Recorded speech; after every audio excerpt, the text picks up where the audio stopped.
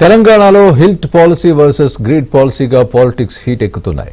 HILT policy పేరిట లక్షల అవినీతికి తెరతీస్తున్నారని బీఆర్ఎస్ ఆరోపణలు గుప్పిస్తూ ఉంటే, గతంలో తెచ్చిన గ్రిడ్ పాలసీతో కన్వర్షన్ చేసిన భూముల లెక్కల చిట్టా విప్పుతామంటోంది రేవంత్ ప్రభుత్వం. ఇండస్ట్రియల్ భూములు సెంట్రిక్ గా గులాబీ నేతల విమర్శలు, ప్రభుత్వ పెద్దల రివర్స్ కౌంటర్తో రాజకీయం ఇప్పుడు హాట్ టాపిక్ గా మారింది.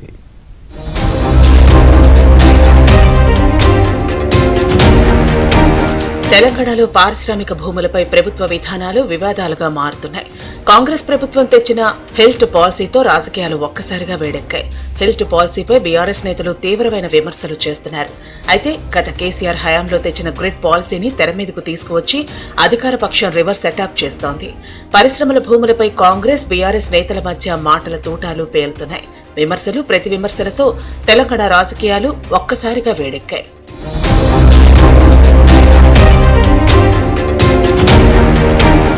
రేవంత్ ప్రభుత్వం ఇటీవల హైదరాబాద్ ఇండస్ట్రియల్ ల్యాండ్స్ ట్రాన్స్ఫర్మేషన్ పాలసీని తీసుకొచ్చింది.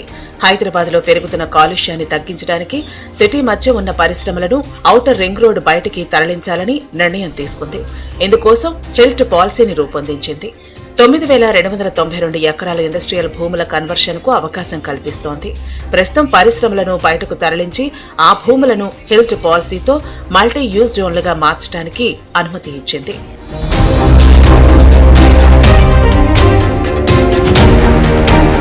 హిల్ట్ పాలసీలో ప్రభుత్వం భారీ కుంభకోణానికి తెరలేపిందని బీఆర్ఎస్ నేతలు ఆరోపిస్తున్నారు.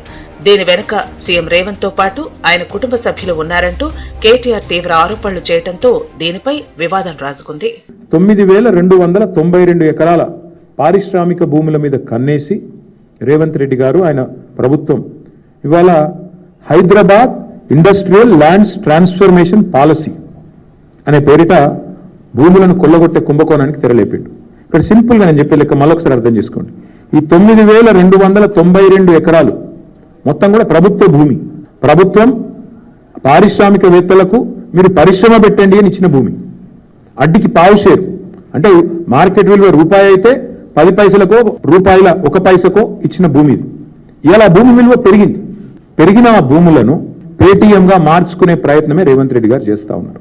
బీఆర్ఎస్ విమర్శలపై కాంగ్రెస్ ప్రభుత్వం కౌంటర్ ఇచ్చింది. కేసీఆర్ హయాంలో తీసుకొచ్చిన గ్రిడ్ పాలసీని తెర మీదకు తెచ్చి రివర్స్ అటాక్ చేస్తోంది. బీఆర్ఎస్ హయాంలో ప్రవేశపెట్టిన గ్రిడ్ పాలసీ ప్రకారం పలు చోట్ల ఇండస్ట్రియల్ భూములను ఇతర ఉపయోగాలకు మార్చడానికి అనుమతి ఇచ్చిందని కాంగ్రెస్ ప్రభుత్వం ఆరోపిస్తోంది. కోట్ల విలువ చేసే భూములు కేటీఆర్ సన్నిహితులు బీఆర్ఎస్ నేతలకు కట్టబెట్టారని కాంగ్రెస్ ప్రభుత్వం ఆరోపిస్తోంది.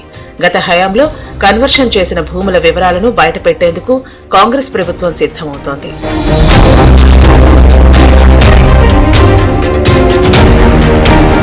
తెలంగాణ రాజకీయాలు నాటి గ్రిడ్ పాలసీ, నేటి హిల్ట్ పాలసీల చుట్టూ తిరుగుతోంది. దీంతో కాంగ్రెస్ బీఆర్ఎస్ నేతల మధ్య మాటల యుద్ధం జరుగుతోంది.